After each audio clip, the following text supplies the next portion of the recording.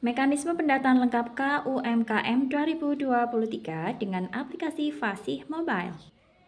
Hai, Assalamualaikum warahmatullahi wabarakatuh. Selamat datang saya ucapkan di Usma Ulia channel yang masih sama membahas tentang beragam aplikasi dan informasi. Apa kabar teman-teman semua? Semoga selalu dalam lindungan Allah Subhanahu wa taala. Amin amin ya robbal alamin. Ya, sebelumnya terima kasih disampaikan pada teman-teman yang telah mengklik video ini, dan pada video kali ini akan saya informasikan kepada teman-teman tentang mekanisme pendataan lengkap KUMKM 2023 dengan aplikasi Fasih Mobile. Dan untuk mengetahui mekanisme yang dimaksud, pastikan teman-teman untuk simak video ini sampai selesai ya, jangan di skip agar tidak gagal paham juga tidak ada informasi yang terlewatkan. Ya, langsung saja masuk ke pembahasannya. Baik, ini seperti yang teman-teman lihat pada layar, ini adalah bagan tentang mekanisme pendataan lengkap KUMKM 2023 dengan menggunakan aplikasi Fasih Mobile ya. Adapun bagan ini ada pada buku pedoman ya, atau e-book pedoman PLK UMKM 2023 yang telah pun salah satu teman yang ada di YouTube ini ya mengirimkan ke alamat email saya. Terima kasih disampaikan pada Anda yang telah mengirimkan email tentang e-book pendataan lengkap KUMKM 2023 sehingga kita bisa sharing bersama ya. Ya, seperti yang teman-teman lihat pada layar, jadi untuk metodenya kita tahu bersama door to door ya, artinya harus didatangi dari satu rumah ke rumah yang lain atau satu pintu ke pintu yang lain di suatu SLS yang menjadi wilayah tugas seorang PLS atau pencacah atau PCL. Ya, seperti yang tertera pada bagan ini, untuk kegiatan pertama adalah pengenalan dan penelusuran batas SLS dan wilayah kerja. Dan ini biasanya dilaksanakan oleh PCL ataupun PLS sebelum kegiatan pendataan berlangsung ya. Sebagaimana kita ketahui, untuk pendataan dimulai pada tanggal 15 September 2023 yang artinya dimulai pada saat ini ya, saat video ini dibuat tanggal 15 artinya sudah dimulai kegiatan pendataan lengkap KUMKM 2023 secara serentak di 215 kabupaten dan kota di Indonesia yang melaksanakan kegiatan pendataan ini. Selanjutnya, setelah melakukan pengenalan dan penelusuran batas SLS yang menjadi wilayah kerjanya, teman-teman yang menjadi PCL itu wajib untuk melakukan kunjungan ke tiap bangunan dalam suatu SLS yang menjadi wilayah kerjanya dan harus urut atau dimulai dari arah barat daya. Jadi untuk semua kegiatan door to door wajib hukumnya ya untuk dimulai dari arah barat daya pada SLS yang dimaksud ya, dari suatu SLS maksudnya. Selanjutnya, misalkan teman-teman PCL sudah mendatangi bangunan yang ada di arah paling barat daya, teman-teman identifikasi bangunan tersebut merupakan bangunan tempat tinggal atau campuran atau bukan. Jika merupakan bangunan tempat tinggal ataupun campuran, maka teman-teman lakukan pengecekan pada PLK UMKM L1 atau dokumen L1 yang ada di aplikasi Fasih ya. Kemudian dicek di blok 5, sudah ada dalam daftar atau belum. Jika nama yang tinggal pada bangunan tempat tinggal ataupun campuran di arah paling barat daya tersebut ada di daftar, maka teman-teman lakukan pengisian pada blok 5-nya. Dan apabila belum ada daftar namanya di blok 5, maka teman-teman isikan di blok 5B. Kemudian teman-teman identifikasi dalam bangunan tersebut, bangunan tempat tinggal ataupun campuran di arah barat daya yang pertama kali misalkan di arah paling barat daya tersebut, ada atau tidak kegiatan UMKM yang ada pada bangunan paling arah barat daya tersebut ya.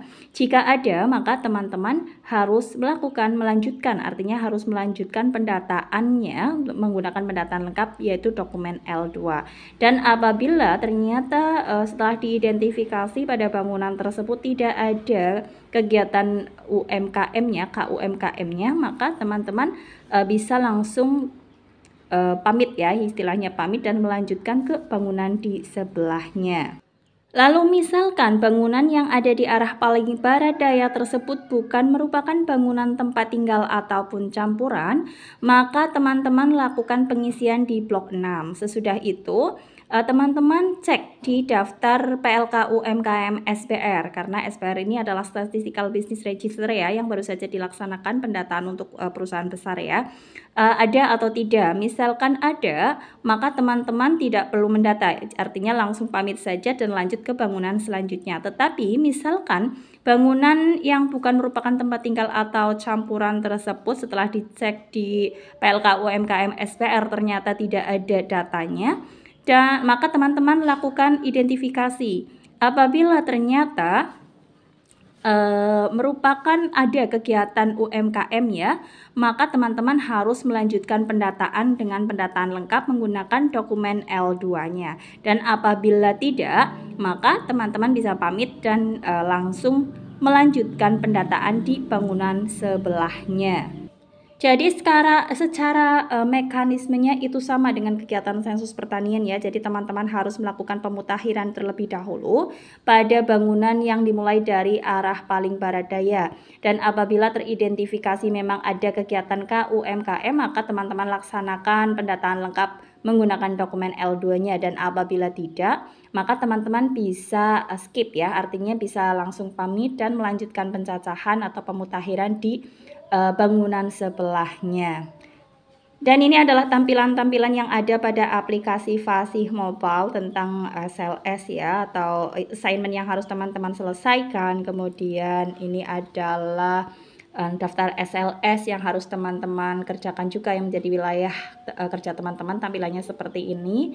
Kemudian ini membukanya, cara mengisinya ini seperti ini seperti ini, dan teman-teman bisa membuka kembali juga buku pedoman apabila ada sesuatu yang memang dirasa kurang yakin, dibuka lagi buku pedomannya, dan apabila masih kurang yakin bisa teman-teman komunikasikan dengan PML juga.